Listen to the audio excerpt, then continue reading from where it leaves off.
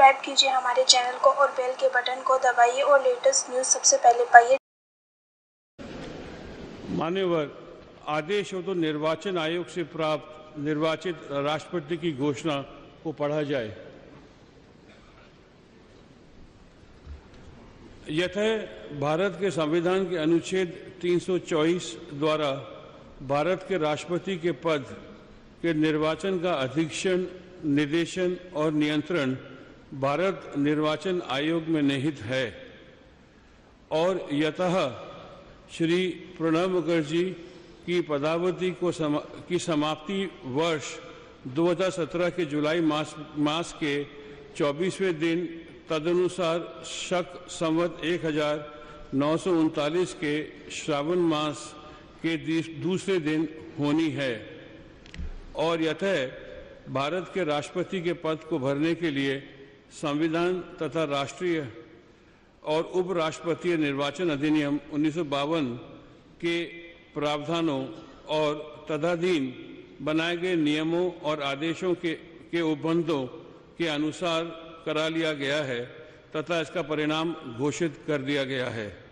अतः अब भारत निर्वाचन आयोग ये प्रमाणित करता है कि वर्ष 2017 के जुलाई मास में के 20वें दिन तदनुसार शक संवत 1939 के आषाढ़ मास में के 29वें दिन को श्री रामनाथ जी कोविंद भारत के राष्ट्रपति पद के लिए विधिवत रूप से निर्वाचित हो गए हैं।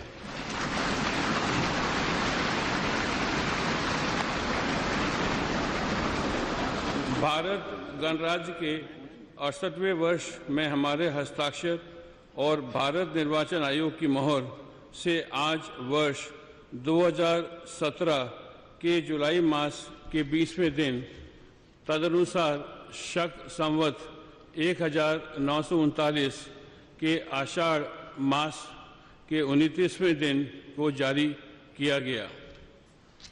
शपथ।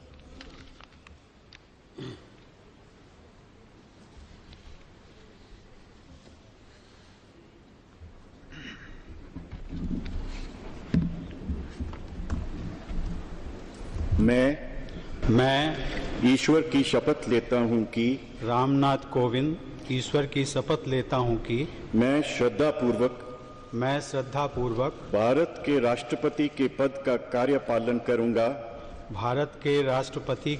का कार्यपालन करूंगा तथा अपनी पूरी योग्यता से संविधान और विधि का परिरक्षण, संरक्षण और प्रतिरक्षण करूंगा और मैं भारत की जनता की सेवा और कल्याण में निरत रहूंगा।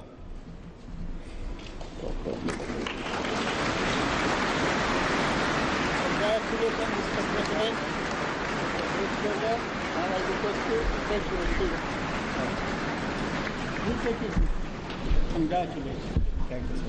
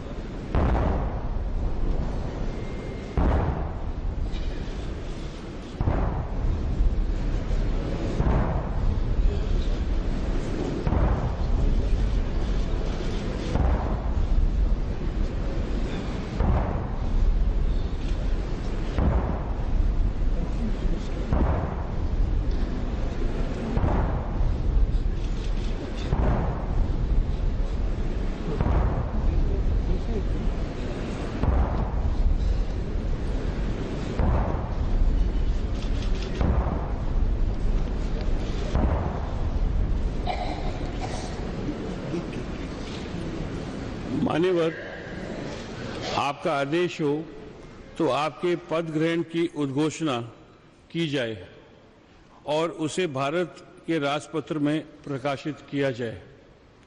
इसकी सूचना प्रमुख सेना केंद्रों तथा विदेश स्थित सभी भारतीय मिशनों, राज्य सरकारों तथा संघ शासित क्षेत्रों के प्रशासकों को भेजी जाए। भारत सरकार के सभी मंत्रालयों और विभागों को भी सूचना तथा आवश्यक आदेश जारी करने हेतु भेजा जाए।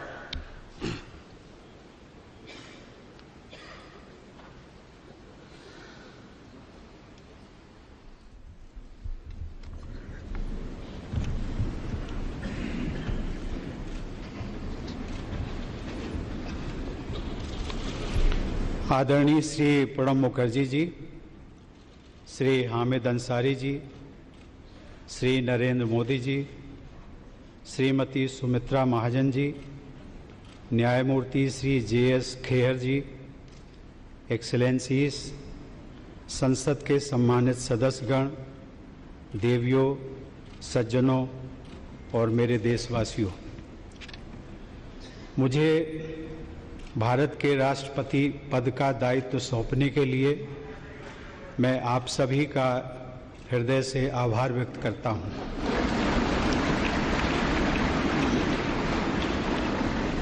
मैं पूरी विनम्रता के साथ इस पद को ग्रहण कर रहा हूं। यहां सेंट्रल हॉल में आकर मेरी कई पुरानी स्मृतियां ताज़ा हो गई हैं। मैं संसद का सदस्य रहा हूं और इसी सेंट्रल हॉल में मैंने आप में से कई लोगों के साथ विचार विनिमय किया है। कई बार हम सहमत होते थे, कई बार असहमत, लेकिन इसके बावजूद हम सभी ने एक दूसरे के विचारों का सम्मान करना सीखा। यही लोकतंत्र की खूबसूरती है। मैं एक छोटे से गांव में मिट्टी के घर में पला बढ़ा हूं। मेरी यात्रा बहुत लंबी रही है, लेकिन ये यात्रा अकेले सिर्फ मेरी नहीं रही है। हमारे देश और हमारे समाज की भी यही गाथा रही है। हर चुनौती के बावजूद हमारे देश में संविधान की प्रस्तावना में उल्लिखित न्याय, स्वतंत्रता, समानता और बंधुत्व के मूल मंत्र का पालन किया जाता है और मैं इस मूल मंत्र का सदैव पालन करता रहूंगा। मैं इस महान राष्ट्र के 125 करोड़ नागरिकों को नमन करता हूं और उन्होंने मुझ पर जो विश्वास जताया है उस पर खरा उतरने का मैं वचन देता हूं। मुझे इस बात का पूरा एहसास है कि मैं doctor Rajendra Prasad, doctor Sarvepalli Radhakrishnan, doctor APJ Abdul Kalam और मेरे पूर्ववर्ती श्री प्रणब मुखर्जी, जिन्हें हम स्नेह से प्रणब दा कहते हैं, जैसी विभूतियों के पद चिन्हों पर चलने जा रहा हूं। साथियों, हमारी स्वतंत्रता महात्मा गांधी के नेतृत्व में हजारों स्वतंत्रता सेनानियों के प्रयासों का परिणाम थी। बाद में सरदार पटेल ने हमारे देश का एकीकरण किया। हमारे संविधान के प्रमुख शिल्पी बाबा साहब भीमराव अंबेडकर ने हम सभी में मानवीय गरिमा और गणतांत्रिक मूल्यों का संचार किया। वे इस बात से संतुष्ट नहीं थे कि केवल राजनीतिक स्वतंत्रता ही काफ़ी है। उनके लिए हमारे करोड़ों लोगों की आर्थिक और सामाजिक स्वतंत्रता के लक्ष्य को पाना भी बहुत महत्वपूर्ण था। अब स्वतंत्रता मिले 70 वर्ष पूरे होने जा रहे हैं। हम 21वीं सदी के दूसरे दशक में हैं, वो सदी जिसके बारे में हम सभी को भरोसा है कि ये भारत की सदी होगी। भारत की उपलब्धियां ही इस सदी की दिशा और स्वरूप तय करेंगी। हमें एक ऐसे भारत का निर्माण करना है जो आर्थिक नेतृत्व देने के साथ ही नैतिक आदर्श भी प्रस्तुत करे। हमारे लिए ये दोनों मापदंड कभी अलग नहीं हो सकते। ये दोनों जुड़े हुए हैं और इन्हें हमेशा जुड़े ही रहना होगा। साथियों, देश की सफलता का मंत्र उसकी विविधता है। विविधता ही हमारा वो आधार है जो हमें अद्वितीय बनाता है। इस देश में हमें राज्यों और क्षेत्रों, पंथों, भाषाओं, संस्कृतियों, जीवन शैलियों जैसी कई बातों का सम्मिश्रण देखने को मिलता है। हम बहुत अलग हैं, लेकिन फिर भी एक हैं और एकजुट हैं। 21वीं सदी का भारत ऐसा भारत होगा जो हमारे पुरातन मूल्यों के अनुरूप होने के साथ चौथी औद्योगिक क्रांति को भी विस्तार देगा। इसमें न कोई विरोधाभास है और न ही किसी तरह के विकल्प का प्रश्न उठता है। हमें अपनी परंपरा और प्रौद्योगिकी, प्राचीन भारत के ज्ञान और समकालीन भारत के विज्ञान को साथ लेकर चलना है। एक तरफ जहां ग्राम पंचायत स्तर पर सामुदायिक भावना से विचार विमर्श करके समस्याओं का निस्तारण होगा, वहीं दूसरी तरफ डिजिटल राष्ट्र हमें विकास की नई ऊंचाइयों पर पहुंचने में सहायता करेगा। ये हमारे राष्ट्रीय प्रयासों के दो महत्वपूर्ण स्तंभ हैं। राष्ट्र निर्माण अकेले सरकारों द्वारा नहीं किया जाता। सरकार सहायक हो सकती है, वो समाज की उद्यमी और रचनात्मक प्रवृत्तियों को दिशा दिखा सकती है, प्रेरक बन सकती है। राष्ट्र निर्माण का आधार है राष्ट्रीय गौरव। हमें गर्व है भारत की मिट्टी और पानी पर। हमें गर्व है भारत की विविधता, सर्वधर्म समभाव और समावेशी विचारधारा पर। हमें गर्व है भारत की संस्कृति, परंपरा एवं अध्यात्म पर। हमें गर्व है देश के प्रत्येक नागरिक पर। हमें गर्व है अपने कर्तव्यों के निर्वहन पर और हमें गर्व है हर छोटे से छोटे काम पर जो हम प्रतिदिन करते हैं। साथियों, देश का हर नागरिक राष्ट्र निर्माता है। हमें से प्रत्येक व्यक्ति भारतीय परंपराओं और मूल्यों का संरक्षक है और यही विरासत हम आने वाली पीढ़ियों को देकर जाएंगे। देश की सीमाओं की रक्षा करने वाले और हमें सुरक्षित रखने वाले सशस्त्र बल राष्ट्र निर्माता हैं। जो पुलिस और अर्धसैनिक बल आतंकवाद और अपराधों से लड़ रहे हैं, वो राष्ट्र निर्माता हैं। जो किसान तपती धूप में देश के लोगों के लिए अन्न उपजा रहा है, वो राष्ट्र निर्माता है। और हमें ये भी नहीं भूलना चाहिए कि खेत में कितनी बड़ी संख्या में महिलाएं भी काम करती हैं। जो वैज्ञानिक 24 घंटे अथक परिश्रम कर रहा है, भारतीय अंतरिक्ष मिशन को मंगल तक ले जा रहा है या किसी वैक्सीन का आविष्कार कर रहा है, वो राष्ट्र निर्माता है। जो नर्स या डॉक्टर सुदूर किसी गांव में किसी मरीज की गंभीर बीमारी से लड़ने में उसकी मदद कर रहे हैं, वो राष्ट्र निर्माता है। जिस नौजवान ने अपना स्टार्टअप शुरू किया है और अब स्वयं रोजगार दाता बन गया है, वो राष्ट्र निर्माता है। ये स्टार्टअप कुछ भी हो सकता है। किसी छोटे से खेत में आम से अचार बनाने का काम हो, कारीगरों के किसी गांव में कारपेट बुनने का काम हो या फिर कोई लेबोरेटरी जिसे बड़ी स्क्रीनों से रोशन किया गया हो। वो आदिवासी और सामान्य नागरिक जो जलवायु परिवर्तन की चुनौतियों से निपटने में हमारे पर्यावरण, हमारे वनों, हमारे वन्य जीवन की रक्षा कर रहे हैं। और वे लोग जो नवीकरणीय ऊर्जा के महत्व को बढ़ावा दे रहे हैं, वे राष्ट्र निर्माता हैं। वो प्रतिबद्ध लोक सेवक जो पूरी निष्ठा के साथ अपना कर्तव्य निभा रहे हैं, कहीं पानी से भरी सड़क पर ट्रैफिक को नियंत्रित कर रहे हैं, कहीं किसी कमरे में बैठकर फाइलों पर काम कर रहे हैं, वे राष्ट्र निर्माता हैं। वे शिक्षक जो निस्वार्थ भाव से युवाओं को दिशा दे रहे हैं, उनका भविष्य तय कर रहे हैं, वो राष्ट्र निर्माता हैं। वे अनगिनत महिलाएं जो घर पर और बाहर तमाम दायित्व निभाने के साथ ही अपने परिवार की देख रेख कर रही हैं, अपने बच्चों को देश का आदर्श नागरिक बना रही हैं, वे राष्ट्र निर्माता हैं। साथियों, देश के नागरिक ग्राम पंचायत से लेकर संसद तक अपने प्रतिनिधि चुनते हैं। उन प्रतिनिधियों में अपनी आस्था और उम्मीद जताते हैं। नागरिकों की उम्मीदों को पूरा करने के लिए यही जनप्रतिनिधि अपना जीवन राष्ट्र की सेवा में लगाते हैं। लेकिन हमारे ये प्रयास सिर्फ हमारे लिए ही नहीं है। सदियों से भारत ने वसुधैव कुटुंबकम यानी पूरा विश्व एक परिवार है के दर्शन पर भरोसा किया है। ये उचित होगा कि अब भगवान बुद्ध की ये धरती शांति की स्थापना और पर्यावरण का संतुलन बनाने में विश्व का नेतृत्व करे। आज पूरे विश्व में भारत के दृष्टिकोण का महत्व है।